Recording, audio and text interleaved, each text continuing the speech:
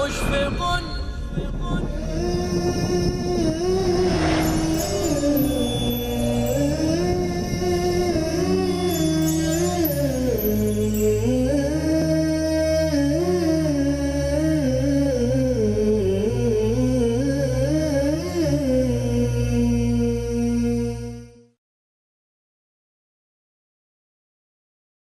Assalamu alaikum rahmatullahi wa barakatuh.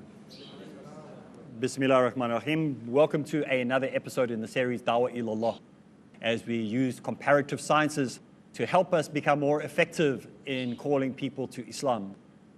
And last time we were together, we started to give a little bit of a motivational, get you ready, get you pumped up.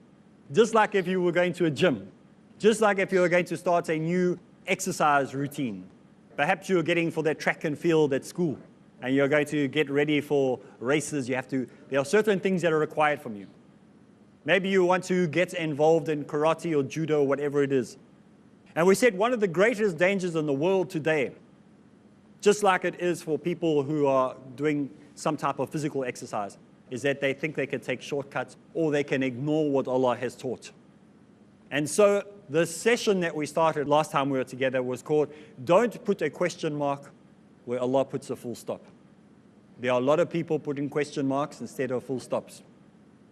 There are some people who are trying to turn halal into haram and haram into halal, reinterpret, repackage, reshape, and reform Islam to make it palatable to the masses, instead of sticking to what the truth is, the way it is. And it's not easy, I'll be honest. Often we say to people, Islam is easy. It is easy. But it takes time. Time. So in Islam, we want to make ourselves the best we can be. Not good. We want to be the best. We have to strive for perfection. Not we're ever going to get it. We still got to strive as if we can. The mentality in your brain must be, I can be. But you must know in your ego that you can never be. So we never get to the point where our ego says we're the best, and we strive for nothing. We think we're better than we actually are. So what we are talking about is the disease that people have of trying to innovate and change Allah's message. And we, the people on planet Earth today, can do all we want, but we need to rather follow what Allah wants, not what we want. Because what we want will always fail. What we want will always lead us in the wrong direction. Just like with exercise, hard training and hard work and correct diet and daily routines and repetitions makes you the strongest and the best at your sport. You don't become a professional soccer player, football player, cricketer, just the day that you walk out of your room and walk straight onto the field and become the best. That was hard work, years of practice. Only the best of the best are chosen to represent the country. There are hundreds of people who sit there while the game is on, where the football game is on, while the cricket match is on, while whatever the sport it is, and they say, oh, what's wrong with him? Doesn't he know what he's doing? Come on, what are you doing? As if they know how to do it. You put them on there and see how long they'll last. 2 seconds, they'll come running off and go, oh, okay, let me rather just keep quiet. Because it's not easy to be the best. So you have to persevere. So to be a first-class Muslim, the best Muslim, you have to put in the time. No additives, no quick fixes, no creatine, no steroids. If you're a sports person, they tell you, take creatine, rather, we should take. A holistic approach, all natural things. And in Islam, instead of taking the quick way, we need to take the holistic approach. We need to look at the natural way.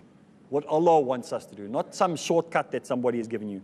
There are no shortcuts to the top of anything in life. You can't do a crash course on a weekend to become a surgeon. You have to put in the 12 years plus. And even when you become a surgeon, you still have to do refresher courses. My father was an engineer, and until the day he died, he did refresher courses all the time. There's new technology, new information that comes out. So today, brothers and sisters, Christians, Hindus, atheists, theists, whatever you want to call yourselves. Maybe you're agnostic and you just want to play it safe. An agnostic says, I'm going to sit and wait for something better to come along. Muslims out there, people of the world, everybody. Today I want to tell you that we are all in trouble if we think that we can find a shortcut or innovate our way. And then we'll find ourselves like the person who was at Cage Fighter who said, all the creatine in the world won't help you on the day of recompense. All the creatine in the world won't stop for what's going to happen if you don't put in the hard work. Some people think that they can fix this disease, this virus, this problem that is affecting the world today, this disease of doubt, that they can somehow, perhaps remedy it by putting up T-shirts, having a wear a T-shirt or a slogan or a bandana. Have you seen some of the guys, sports people, when they first start out, they're maybe going to start running, maybe going to start gymming. They buy all the gear. Their bodies look terrible, but they buy all the gear. They buy their designer shoes, and they buy the designer sweatband, and the designer bag, and the designer towels, and they buy all the designer nonsense. But instead of worrying about all the designer stuff later, let's get the body fixed first. Then we can buy all the gimmicks. Some people think that they can fix it all by using terminologies, slogans, banners, one-liners. That will resolve the issue. It's not going to resolve the issue. Waving flags and putting on armbands and standing in the street, marching, protesting. These things are not going to help. Boycotting products and saying, we're not going to buy these products is not going to help. You need to change yourself. When there's a protest march on, you'll find all these guys burning flags, screaming, down, down, down, whatever they're talking about. What have they done to change themselves? What commitment have they made to Allah? It's far more important than burning a country's flag, shouting down, down, down, and walking around with T-shirts and slogans, doing fundraising with these things. It's far more important to change ourselves first. They believe that somehow by doing all these external things that will fix the internal things. It's not going to happen. The only way that it will change is if we start learning from proper scholars. Some people think that by banning scholars from entry into certain countries or certain areas within countries or communities that somehow they will manage to fix this disease. And like the ostrich burying its head in the sand, nothing will happen. In fact, it just looks stupid. The more you ban scholars that speak the truth, the more you prevent them coming into your area and saying that these people are whatever, and you want to put these horrible words to them. You're like an ostrich burying your head in the sand. You know what ostriches do? When problems come, they put their head in the sand. You know how big an ostrich is? It's huge. When you look at an ostrich doing that, you go, are you stupid? In the same way, people who ban the scholars and ban them from coming into areas and forbid them from coming on the airwaves or whatever, because they're teaching truth, you just look silly. You just look stupid. You look like an ostrich burying its head in the sand. Today I want to tell you that it's not about T-shirts and flags and armbands and slogans and one-liners. It's not about futile slogans that you claim are truth. It's about putting the energy and time in. I started this talk the other day, last time we were together, by saying the problem lies within, not without. And that without, we have to come and resolve our problem.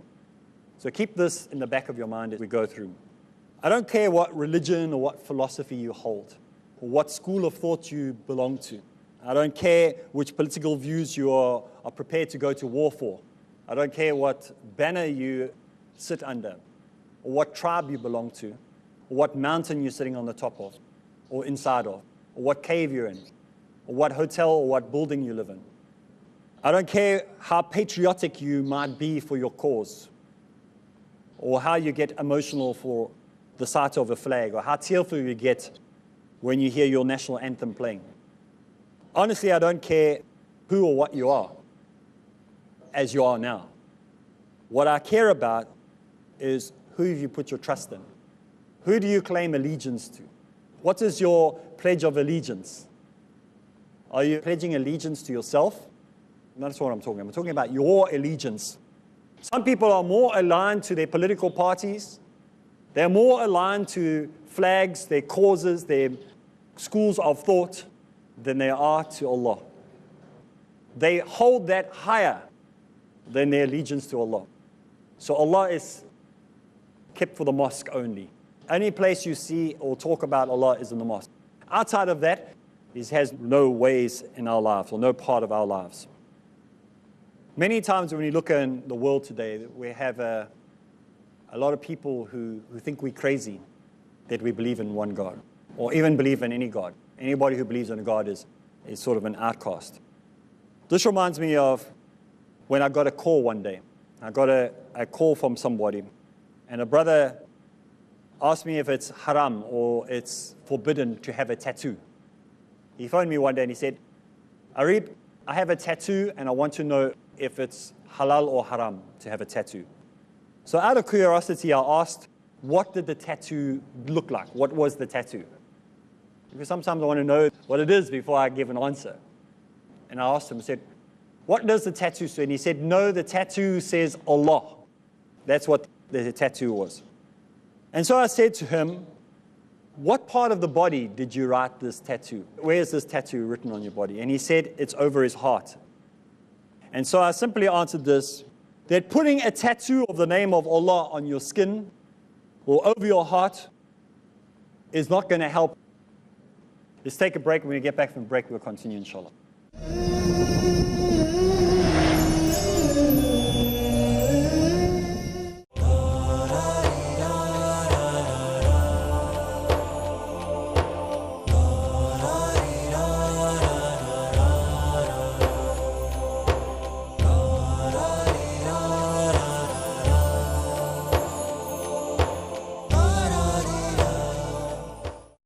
About 10 years ago, in January 2006, Alhamdulillah, the Peace TV network launched its first free-to-air TV channel, Peace TV English.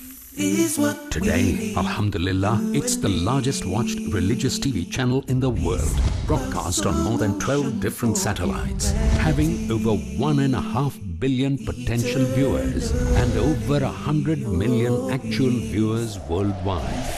My mission of life is peace in every home. More than 6 years back, in June 2009, the Peace TV network launched its second TV channel, Peace TV Urdu, having over 80 million actual viewers. 4.5 years back, in April 2011, it launched its third TV channel, Peace TV Bangla, having over 50 million actual viewers. Peace TV network is the first and only high-definition religious satellite channel network in the world. Alhamdulillah, Peace TV network has launched its fourth TV channel, Peace TV Chinese, in Mandarin. Today, the largest spoken language in the world is Mandarin, spoken by over 1.2 billion people. And our beloved Prophet Muhammad Sallallahu Alaihi Wasallam said that inshallah Islam will enter every home. I pray to Allah Subhanahu Wa Ta'ala to make me and Peace TV instrumental in making Islam enter every home. Now tune into Peace TV Chinese on Asia Sat 7, position 105.5 degree east, frequency 3704.5 MHz, symbol rate 3.555 MSPS, FEC 3x4, polarization vertical. Now tune into Peace TV Chinese in Mandarin.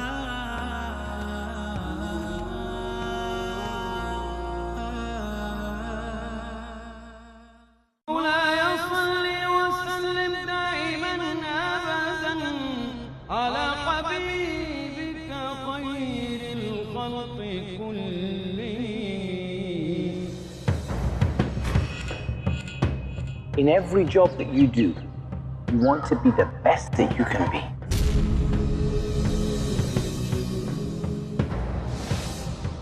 To be the best that you can be, you have to follow the example of the best that ever were.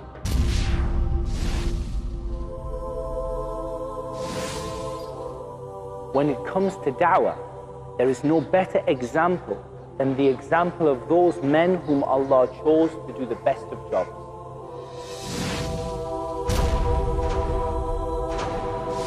His noble prophets and messengers.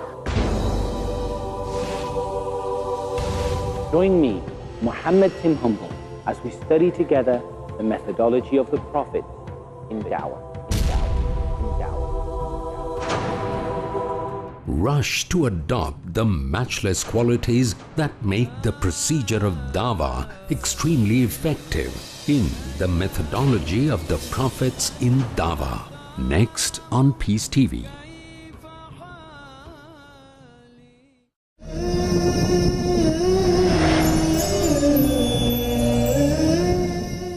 Bismillah ar-Rahman ar-Rahim. We're speaking before the break how this one man said he had tattooed the name of Allah on his heart. And I said to him, it's not about tattooing on your skin the Quran all over your skin. It's about whether the Quran is written in your heart, your actions, it's written in every single cell of your body. The only thing is going to protect you if you tattoo it inside. And don't now start tattooing the insides of your organs. Talking about what must happen spiritually. So some people have tattooed the whole outside of their body with external nonsense, and yet they haven't done a single thing inside. It's not about sweatbands and armbands and banners and flags and mottos and little clothing and outfits. It's about what happens inside. You can never have worn a topi in your life, one of these things, or a kutter in your life.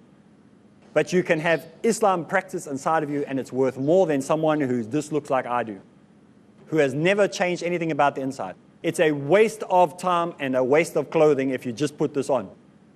You're just making a fool of yourself. Many people have criticized me and said, listen, aren't you a white guy? Why are you dressed like that? Not even the Arabs dress like that. It's because I am using this as a form of dawah, an advert. Why do you buy such and such a brand of shoes? Why do you buy such and such a brand of clothes? Because you are proud of that brand. You can have 10 pairs of shoes that are available for people to buy, and all of them are no-name brands, and the one is a name brand. They will buy the name brand every time because they want to be associated with that name brand. Those same people who make the criticism are the same people who buy a name brand. I want to belong to the name brand that is inside of me. The change has to have taken place inside. When we look at this topic today, don't change Allah's message. His message changes us. Don't put a full stop where Allah puts a full stop. It's very, very important to understand that the big question is why we try to change what is perfect. Why would we even think of trying to change what is perfect? Why change what is perfect? When something is perfect, it means it can be added onto. When something is pure, does it mean it can become more pure? When it's said that it is pure and perfect, that means there's nothing that at a later stage someone can add to it. 100% is 100%. Full is full. There's no more full than full. Then it's called overflowing. Maybe the Christians like that word. They say you must be overflowing. If you're overflowing, there's a lot of wastage. You fill up a glass till it's overflowing and you'll get fired from wherever you're working. They say you're wasting. Full is full. Now, there's a problem that sometimes people don't understand that everything that Islam has is perfect. Everything that Islam teaches is perfect. Everything. Not just some things. It's a perfect religion. Not just because I say it, because when you look at it, everything is there to protect every human being in it. And so when we are talking to people or calling people to Islam, we tell them the perfection of Islam. We show them every little facet, like we've done in the last few weeks. When we as Muslims, we ask before we do anything, we say, I seek protection. From who? I seek protection from the police. I seek protection from the bank manager. I seek protection from my accountant, my wife, my children, my father. I seek protection from shaitan. And I seek protection in Allah.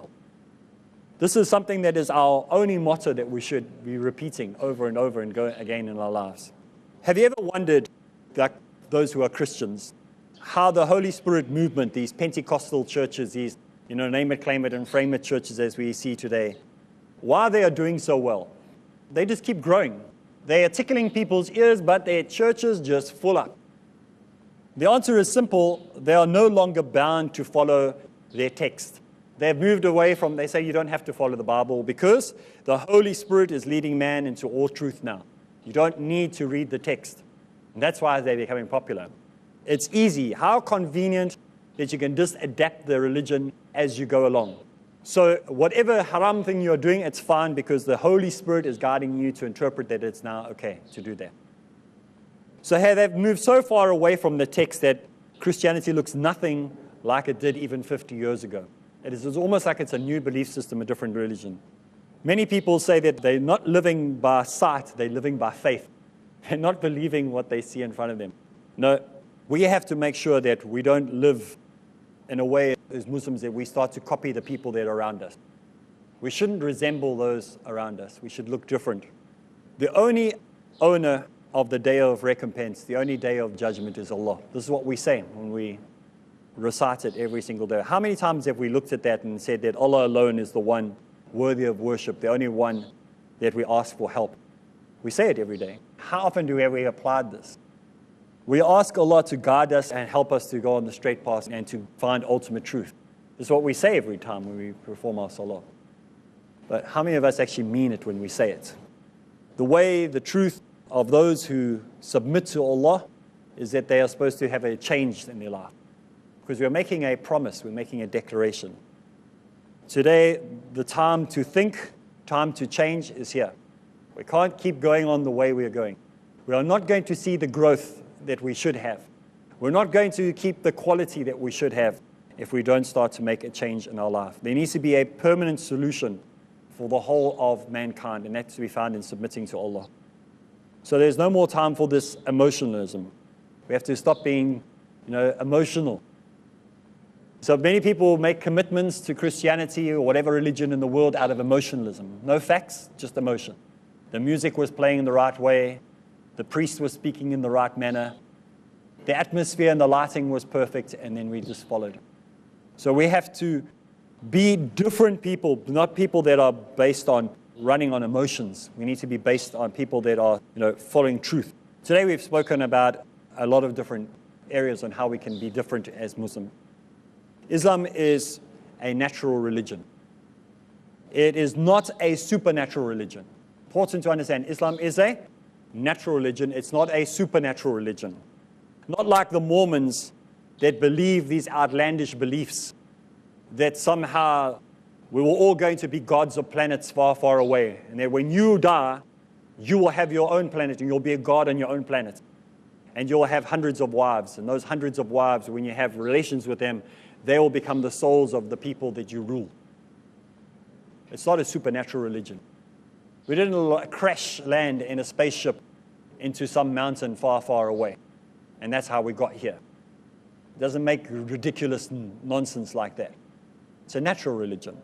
It's not an outlandish religion that says that there is a special pair of glasses that one man put on. And when he put them on, he was able to read these gold tablets and interpret the scriptures, where every other human being was unable to see because he didn't have these special glasses. Not a supernatural religion. It's a natural religion. All like the religions that the Christian scientists had that we spoke about last week. They believe that aliens crashed here. Islam is a natural religion, not an unnatural religion. Not like Hinduism or Christianity, where God has to be divided into different parts to be understood.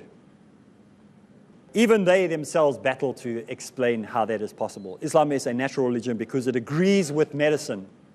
Islam agrees with modern science. It agrees with geography. It agrees with history. It agrees with archaeology, with modern philosophy, with modern theology, with ancient theology. It agrees with every ism in the world when we look at it from a science point of view and we look at it inward. Simply put, Islam is full and total surrender to Allah, which makes common sense. But if we try to change it, it won't make any sense. And then we start doubting. And like I said, the only disease in the world that has no cure is doubt. That will kill you. That is a terminal illness. Does that mean you can't ask questions? Of course you must. But there's a difference between doubt and asking questions. Some people say that they are addicted to dawah, they are addicted to Islam, they are addicted to whatever. And we don't want to be addicted to anything. We want to be constantly the same, committed. Not addicted, but committed. When they commit you to a sanatorium, if you're insane, what do? They commit you. You're not going to get out again. So we don't want to be addicted where we go into a rehab for a while and then come out. We want to be fully committed to Islam. Hook, line, and sinker, everything. So Today we have to be careful that we don't follow like like many of the Christians say, you need to be addicted to the gospel. And they become like drug dealers. They're trying to sell their pull, the gospel. So you see them trying to sell their pulls on the side of the road to everybody, like a drug dealer. See them dodgy, hiding around corners, coming up with nonsense. Oh, this is the best stuff. Take this and it's going to help you. You will get enlightened. Stuff is going to make you feel good. We're not dealing gospels. We're dealing truth. In fact, we're not dealing anything. We're allowing you to make that decision to find something that will make a huge difference in your life. And most importantly, it'll have benefits in the hereafter. Today, we ask those of you at home, if you have not made a declaration, and maybe you haven't made that decision to accept Islam and follow Islam, we welcome and we ask you to look into Islam. From this day forward, put no more question marks where Allah puts a full stop. From this day forward, I encourage you to make that decision to submit your will to the will of Allah and to accept Him as your master. We're asking you to search in this journey for truth. Maybe you doubt what we are saying. Maybe you doubt everything that you've heard on Peace TV over the last few months or weeks or years that you've been watching. Maybe you're flipping through channels as a Christian and you're watching Peace TV to do your research. You're looking for what can be wrong so that you can use this in your talk this Sunday. Or maybe to talk to some evangelical group that you're going to be working with. We challenge you to keep doing what you're doing. But we ask you to contact Peace TV, speak to somebody so you can find out more about Islam. We encourage you to search for the truth, and like your book says, truth will set you free. So from us here in the studio, and from me, Areeb Islam, until next time, Assalamu alaikum wa rahmatullahi wa barakatuh.